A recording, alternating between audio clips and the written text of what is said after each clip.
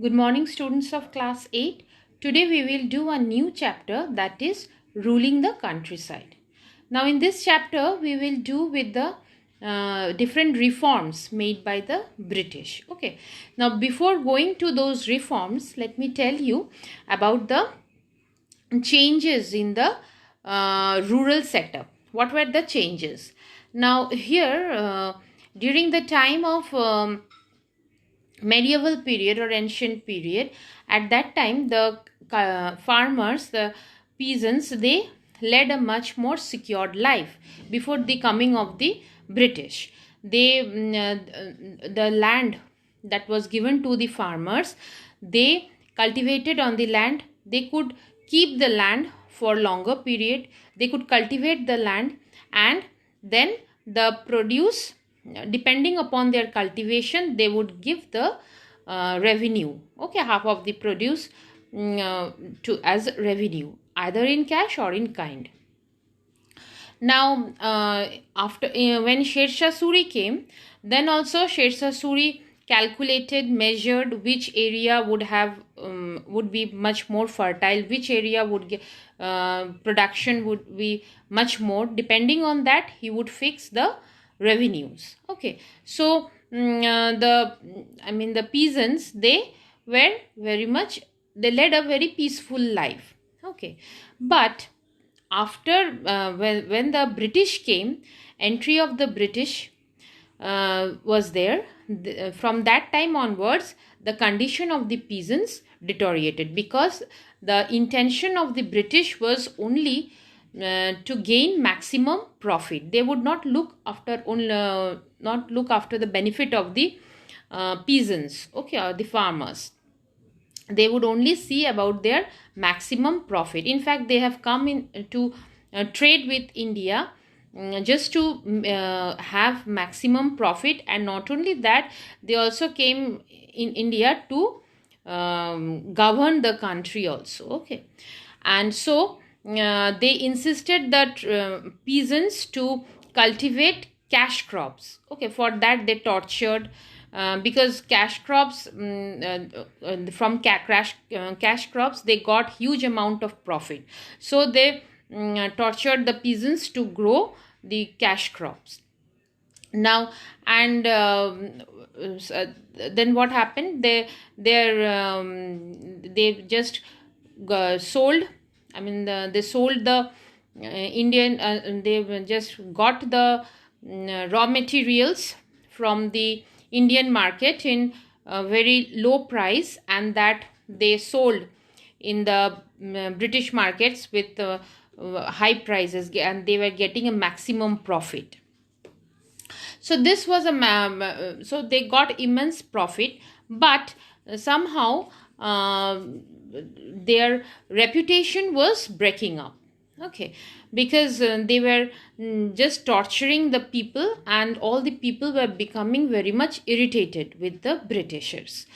So as you know, the British were very diplomatic. So they thought to make some reforms. Okay, so and their intention was to get some supporters from Indian side. Okay, so that it will be easier for them to govern the country. So for this reason, they made some reforms just for their own benefit. Okay, now these were some, we will read in details, that ijadari system where they were there, then permanent settlement there, then mahalwari settlement. So all these types of settlements were there, but these settlements didn't do any improvement for the side of the peasants. Okay, but it only helped the Britishers to collect their revenues, because they gave maximum, privilege. They gave advantage to the zamindars and talukdars, like that. Intentionally they did it, just to have a supporter, because these talukdars, zamindars, they got privilege from the British, and they supported the British, but the condition of the peasants were very much pathetic. Okay, so one by one we will do we will see in details about the reforms, different types of reforms. Okay, so first one we will discuss is the ijaradari system. Okay, so let us see. Now see here, in the ijaradari system, the Governor General Warren Hastings, he found that the income from the land revenue was not enough to meet the expenses of the company. Okay, so he made some plans. Okay, moreover, there was massive famine at that time. Okay, so massive famine reduced the revenues to a great extent. Okay, so he introduced a system by which the right to collection could be given to the highest bidder. So when this was the condition, when there was a massive famine and production was very less, then Warren Hastings made a plan to he made a system by which the right to collection could be given to the highest bidder. Bidder means a person who offers a price. Now the person who will collect the highest amount of the revenue, okay, for 5 years, that person will be known as the ijardar. Okay, and this system is known as ijaradari system. Okay, so you can see over here that a system by which the right to collection could be given to the highest bidder. Okay, and a person who is this highest bidder?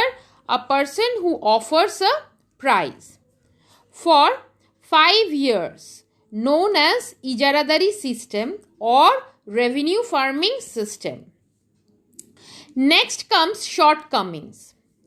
Bidding has no link with the land's actual productivity.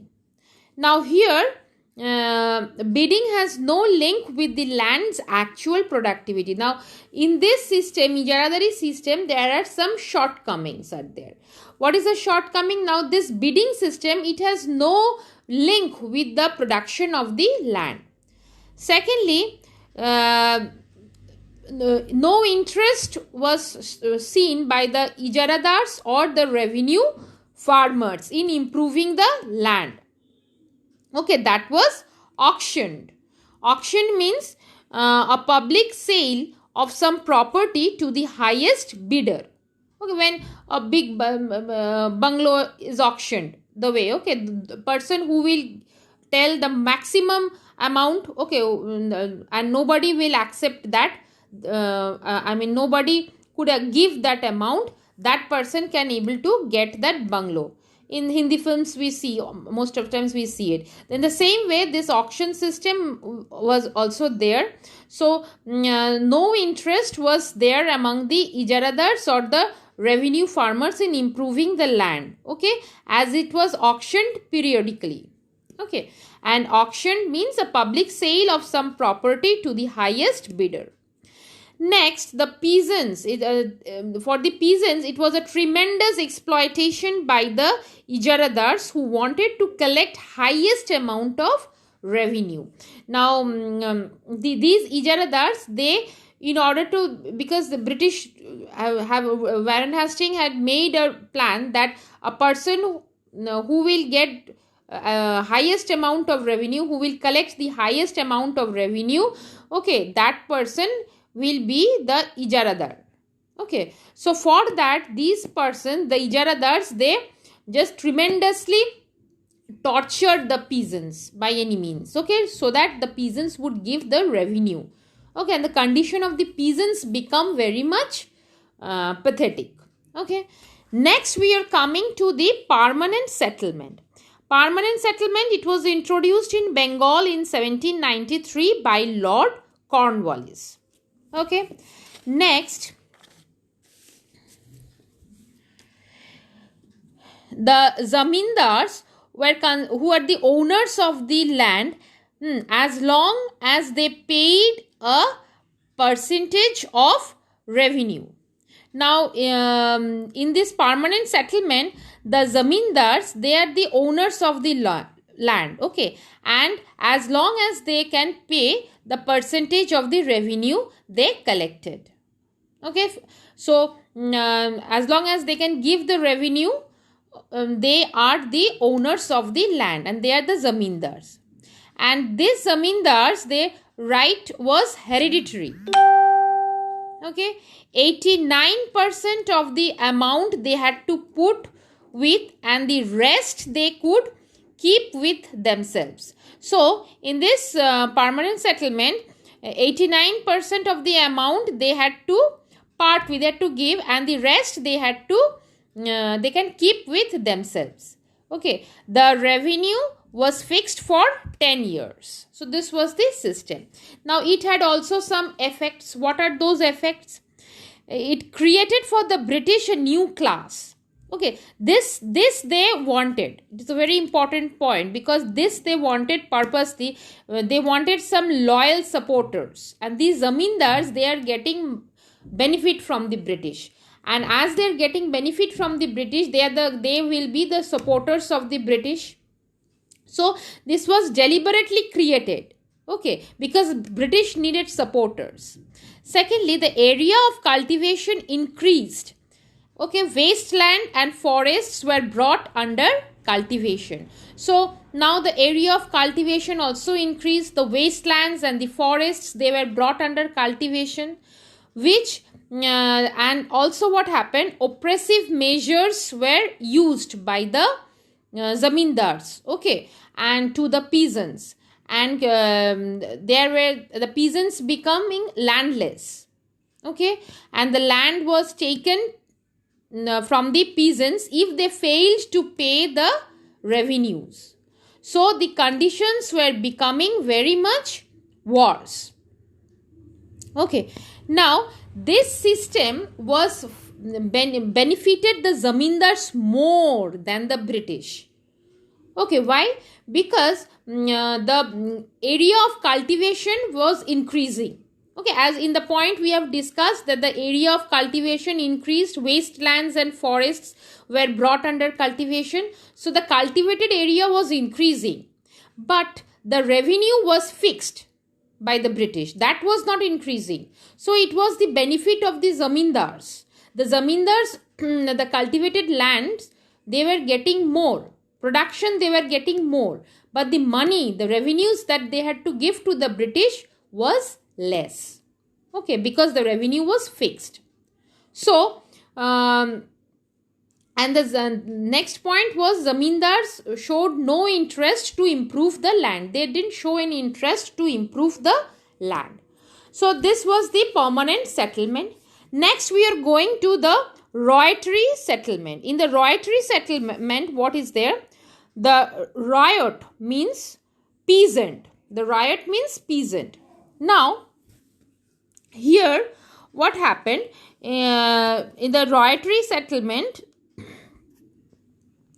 the ryots means peasants, and the settlements between the peasants, okay, and it was a settlement between the peasant and the British. It was introduced by Thomas Munro.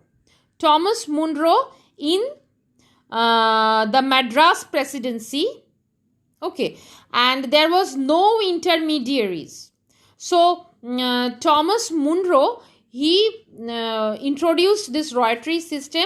It was a settlement between the peasant and British. There was no intermediary like zamindars, talukdars. There were no such intermediary. Okay. Next, what happened? Munro acted as a father figure. Okay. He acted as a father, protecting the ryots under their charge. So Munro, he was a father figure and he was protecting the ryots under their charge. Okay. So, and what were the effects of this royalty system? This system was very rigid. The peasants of the condition of the peasants were becoming worse. They had to pay taxes even when the crops were destroyed. They had to depend on the money lenders for the great revenue, huge amount of revenue they had to pay, but their production was not so much. So they had to take loans from the moneylenders, and that also with high rate of interest. As a result, what happened? They became landless. No improvement in land was made because they were very poor, and due to poverty, most of the farmers, they shifted to some other jobs. They left their area and went to some other places for some other jobs. Okay, next we are coming to Mahalwari settlement. What is that Mahalwari settlement?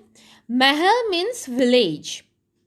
This settlement was introduced by Holt Mackenzie in 1822. Okay, in Uttar Pradesh. Now, and also in certain parts of Madhya Pradesh. Now, this settlement was between village headman and British. Now, here, village, according to Mackenzie, village was very much important. Okay, and it has to be preserved. Village has to be preserved.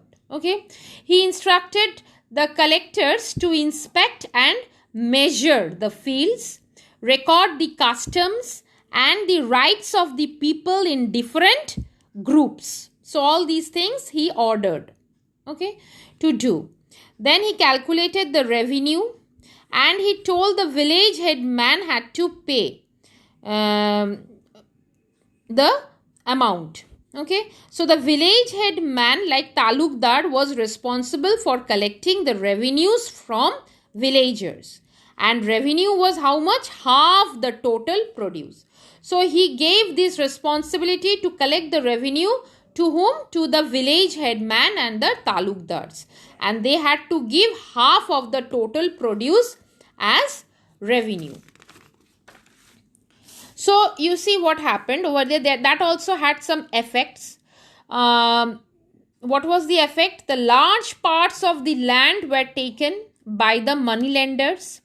Peasants could not pay the revenues. Okay, and so they had to take the loans from the moneylenders, and they could not able to return the loans, so their land was also being taken.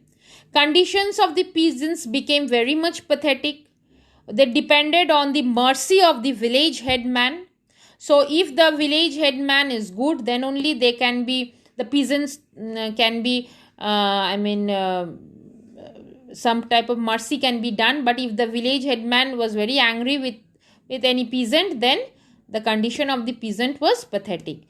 And this all led to agrarian riot. Okay, some means related with cultivation, agriculture. So there was, it led, all these conditions led to a riot. Okay, agricultural riot. Okay, so up to this we will do for today.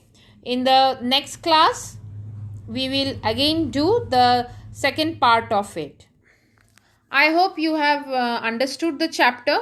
Go through the chapter up to how much we have done. In the next class, we will continue with it in part 2 section. Okay. So, we will see in the next class. Goodbye.